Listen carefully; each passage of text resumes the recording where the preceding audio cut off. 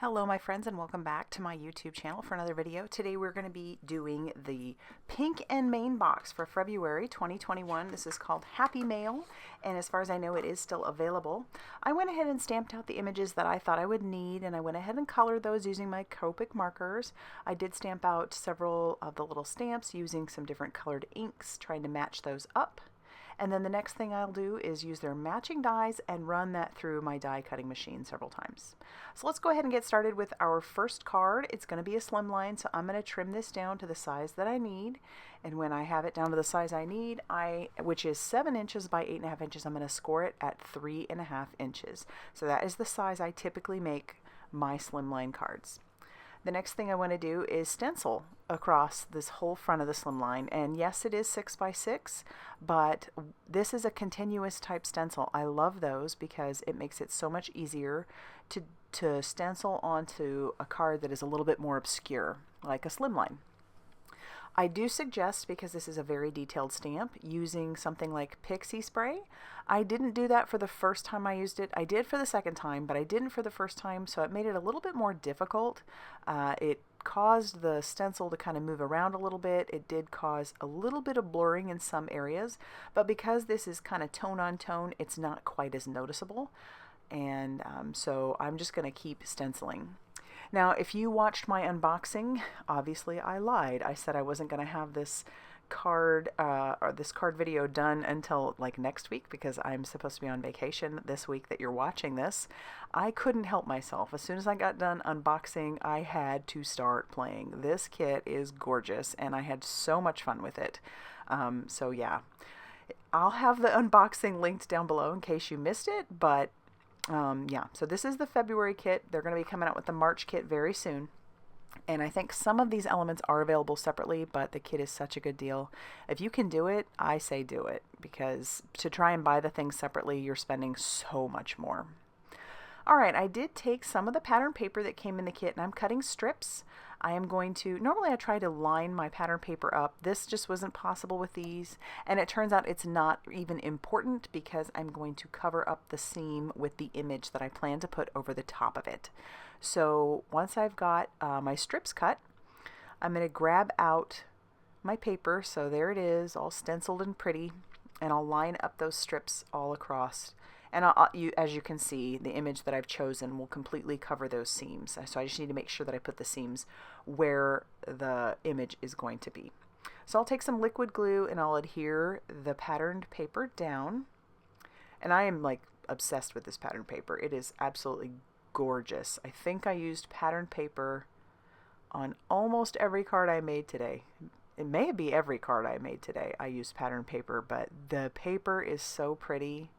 And one of the things I love about the Pink and Main kits is that they're so matchy-matchy. They're just gorgeous. And there's no guesswork. I mean, they take all the guesswork out by having everything so perfectly matched.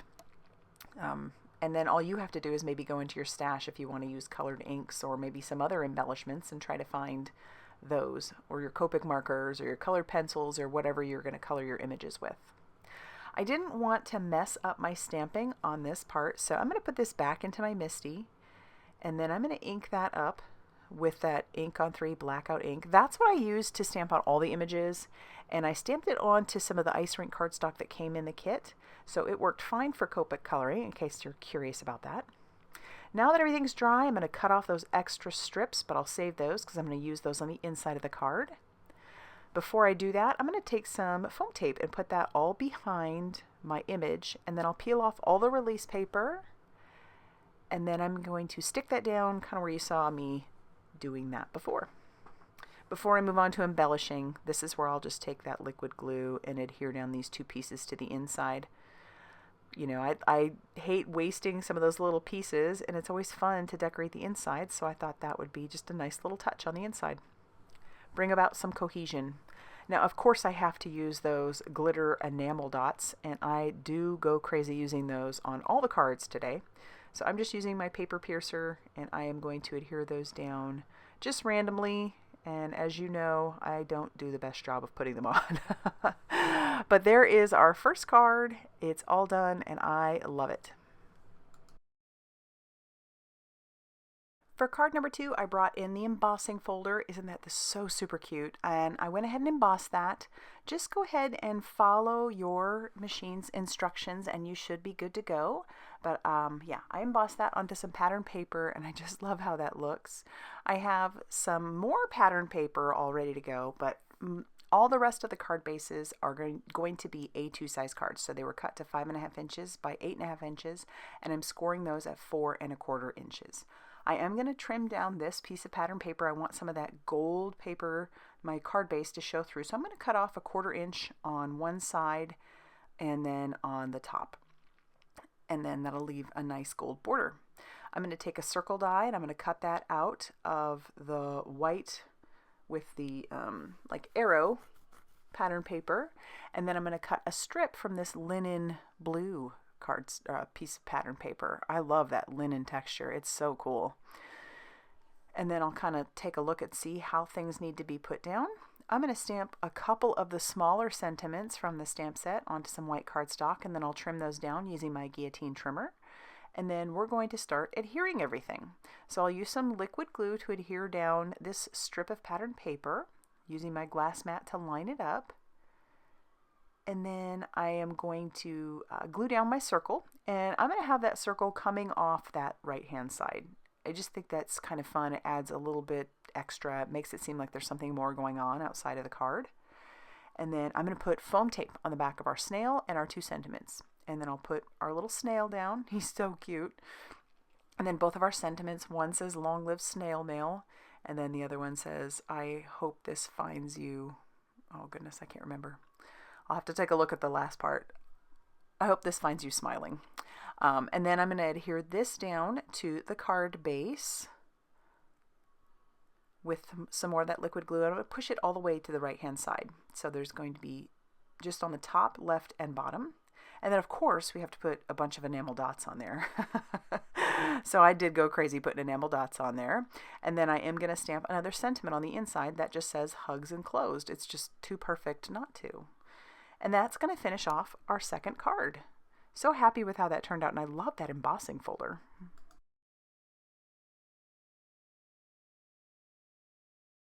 For our third card, we're going to make a shaker. So I'm going to take this pattern paper and I'm going to cut it down to 4.25 by 5.5 inches, so it will be the full front of an A2 size card. And then I'm going to take my cardstock, which is some of the white cardstock that came in the kit, and score that at 4.25 inches, and then just go ahead and get that fold in there, because we're going to stamp on it later. So the next thing I want to do is I'm actually going to die cut the envelope on the pattern paper twice. So I'll tack it into place once here, and then I'll run that through my die cutting machine. And then once I get that out, we'll be ready to do it again. And there is a method to the madness.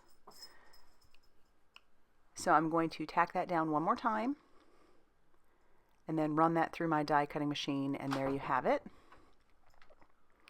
Now I'm going to line it up on my card base, and I'm going to bring in my MISTI because I want to make sure that I stamp this well, make sure everything is down in that lower right hand corner, tack that down with my magnet, and then bring in the stamp.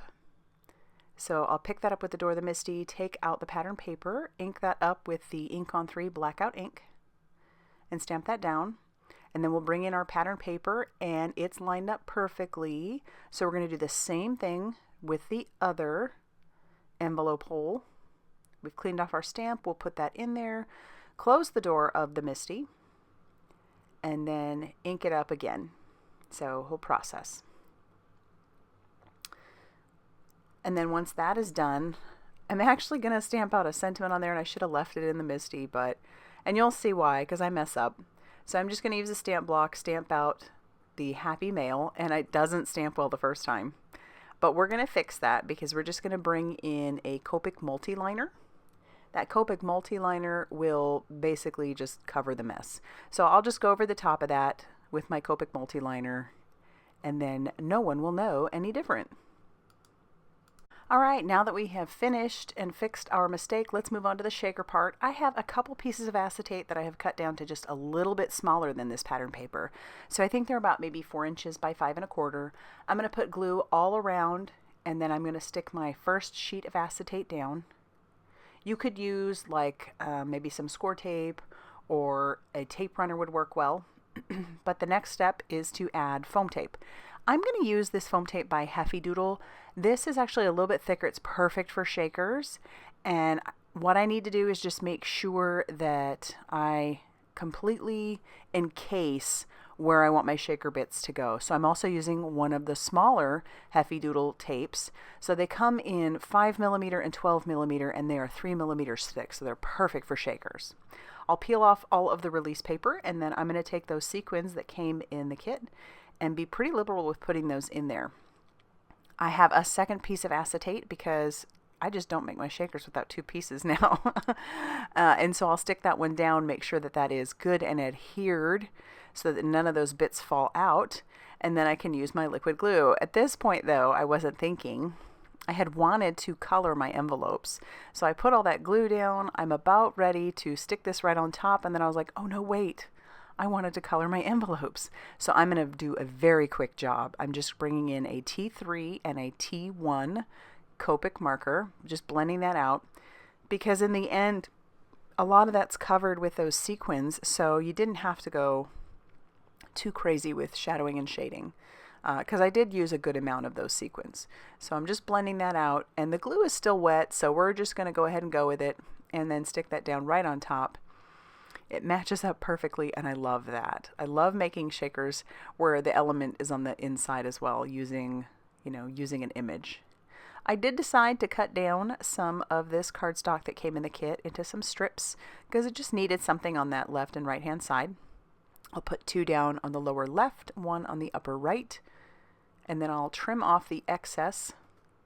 I do have some more of that pattern paper that I do want to put on the inside, so I'm going to glue that on the inside and trim off the excess of that as well. And then I'll take one of the bigger strips that I have left over of this cardstock and just attach that as well. So there we go. And then of course, as a final bit of embellishment, we're going to grab in those enamel dots, and we'll put some of those purple ones on there. I like how that really makes that purple in the pattern paper pop. Pattern paper pop with the purple. A lot of P's. Some alliteration there. All right, and that finishes off card number 3.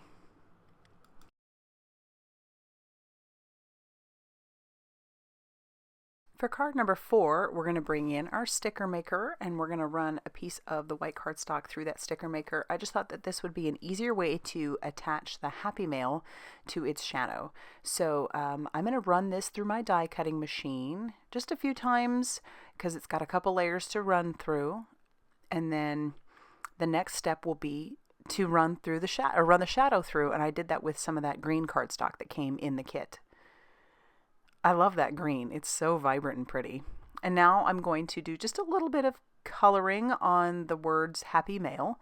And I started off just at the bottom of Mail, and then I decided to bring it up a little bit further into the Happy. But I do leave a lot of white, so we're doing sort of an ombre, I guess.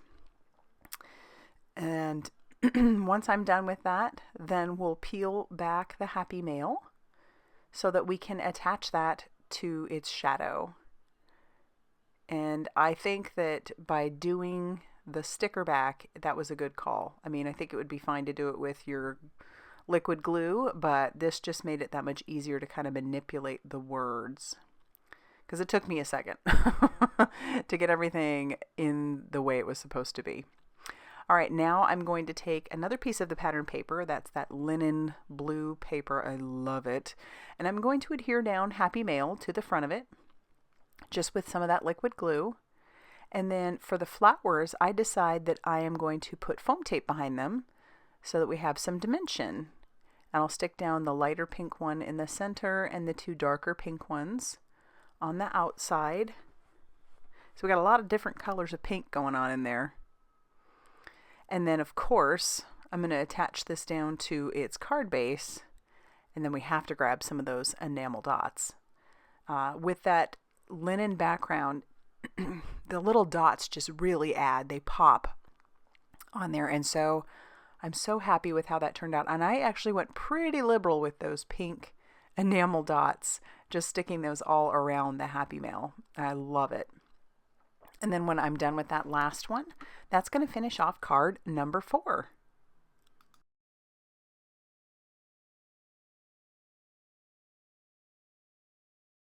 Alright, for the fifth card that I show you how to make, I have here all of my elements ready right here. I'm going to take this piece of pattern paper and I'm actually going to stamp the same image onto it using some embossing ink. So I'm going to put this in my MISTI. I'll close the door of the MISTI, grab out a magic powder bag, then ink this up with some juicy embossing ink, stamp that down. And then I'll cover that with some Alabaster embossing powder by Brutus Monroe. This is my favorite fine detail white embossing powder. It's just great.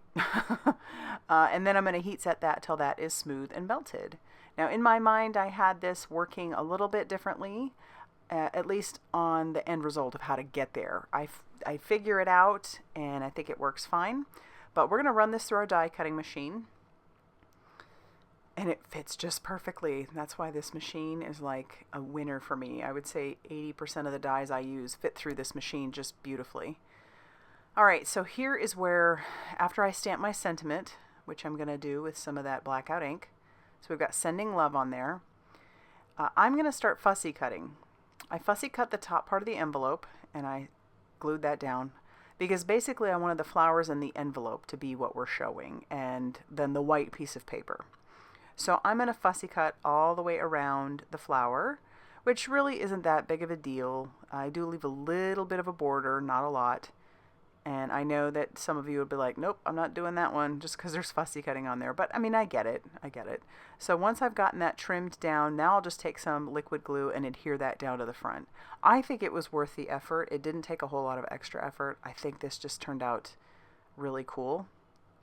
So I like that. And then for the rest of the elements for the card, I have some of that pattern paper cut down to this full size of an A2 size card. So that's 4 1/4 by 5 1/2 inches. I'll adhere that down to my card base using that liquid glue. Then I cut some more pattern paper down. I think this was like 3 1/4 inches by 3 1/2 inches. And I'll glue that to the top. And then I'm going to use some foam tape on the back of our image and get all that down, and then once all that's down, I'll peel off all that release paper and stick that down. And I'm not going to do anything more. I'm not going to add any embellishments. That's going to finish card number 5. But I do have 2 more cards that I made while the camera wasn't running, so I'll show you those quickly. They were very easy to put together. That one just uses that pattern paper that I fell in love with. And then that one uses the stencil along with a couple of those cutout images. So let's go ahead and take a look at all the cards that I made today. I would love to know which one was your favorite, if you did have a favorite. I say this every time. That's my favorite part of making these, is hearing which ones you guys liked best. So leave that down in the comment section down below. If you don't want to do that, just tell me hi. If you liked this video, I'd love it if you hit the like button and maybe consider subscribing if you haven't already done so. I appreciate all the love and the support that you guys give. You guys are incredible. Just probably the crafting community is the best community out there, in my opinion. But anyway, so thanks for stopping by, and I will see you very soon in another video. Bye, everybody.